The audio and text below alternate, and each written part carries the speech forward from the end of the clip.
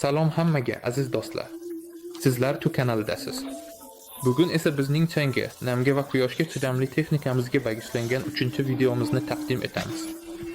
Oldingi ko'rib chiqishlarimizda biz sizlar bilan dengiz uchun mo'ljallangan yangi resiverlarimizni ko'rib chiqqandik. Keyin esa korpusli akustikani ko'rib chiqdik. Endi esa navbat o'rnatiladigan akustika haqida gaplashishga keldi. Siz uchun bizda tanlash uchun 2 xil liniya bor. Boomer seriyasi va seriyasi. Boshladik.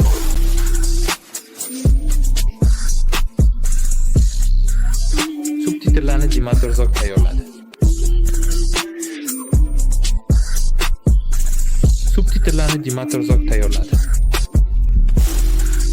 An'anaga ko'ra, har doimgidek biz toplam tarkibini ko'rib chiqishdan boshlaymiz. Seriyasining toplamida kafolat taloni, foydalanish bo'yicha qo'llanma, zichlovchi halqalar, teshiklar uchun shablonlar, akustik kabel va mahkamlash elementlari mavjud. Mir seriyasida ham toplam xuddi shunday: kafolat taloni, foydalanish bo'yicha qo'llanma, akustik kabellar, zichlovchi halqalar, shablonlar va mahkamlash elementlari. Endi esa dinamiklarimizning texnik xususiyatlari haqida gaplashamiz. Mir seriyasidan boshlaymiz. E'tibor bering, bizda dinamiklar 16 cm li oval va 20 cm li variantlarda mavjud. 16 cm li variant ham qora rangda bo'ladi. Ko'rib turganingizdek dinamik toli himoyalangan, ya'ni butun korpus ABS plastmassadan tayyorlangan. Bu esa aytgancha rezonans bermaydi. Ko'rib turganingizdek bizda dinamik koaksial tipda. Bizda Twitter maylardan tayyorlangan. Uning diametri 12,5 mm, diffuzori esa polipropilendan rezina osma bilan ishlangan. Akustik terminallar bizda lopatga ko'rinishida va dinamikning butun magnit o'tkazgichi ABS plastmassa bilan to'liq yopilganini ko'ryapmiz. 16 cm li dinamiklarning nominal quvvati 60 Watt, 20 cm li dinamiklarda 80 Watt, oval dinamiklarda esa 90 Watt.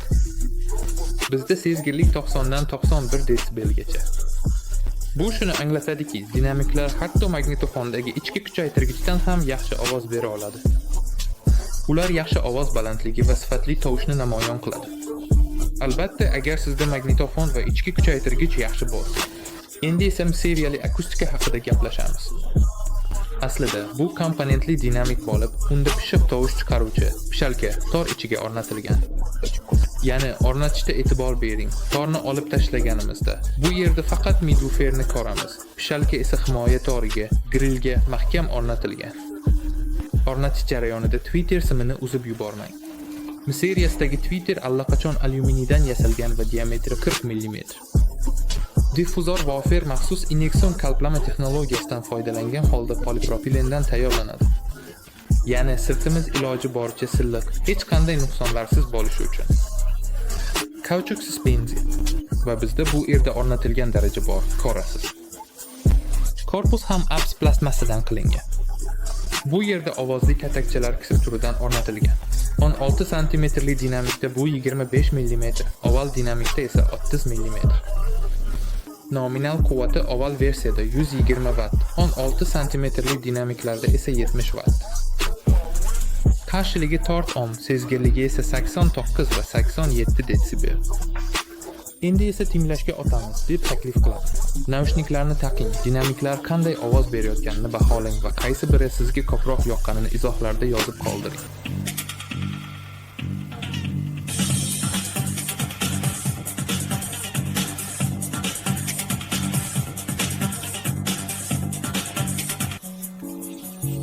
Yaxshi, lekin hatto umuman olganda ham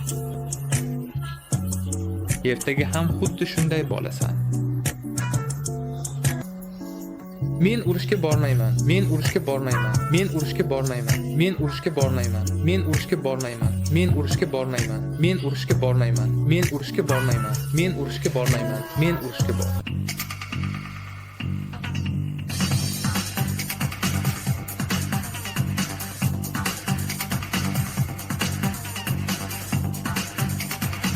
Xo'sh, endi xulosa qilish vaqti keldi. Agar hozir siz audio tizimni loyihalash jarayonida bo'lsangiz yoki ovozingizni yangilamoqchi bo'lsangiz yoki tadbirkor bo'lib, sifatli komponentlar kerak bo'lsa, albatta bizning akustikamizga, seriyamiz va mir seriyamizga e'tibor bering. O'zingizning xaritalaringizda bizning akustikamiz taqdim etilgan avtozvuk do'konini ko'rib chiqing. O'sha yerga boring, tinglab ko'ring va o'zingiz ishonch hosil qilingki, endi yaxtangizda zo'r va sifatli ovozga ega bo'lish uchun butun bir boylik sarflash shart emas. Siz bilan birga Pavel va Tük kompaniyasi bo'ldi. Barchangizga ko'rganingiz uchun katta rahmat. Iltimos, bosh barmog'ingizni bosib, like qo'ying. Yaxshi musiqani yaxshi uskunada tinglang. Hammaga xayr.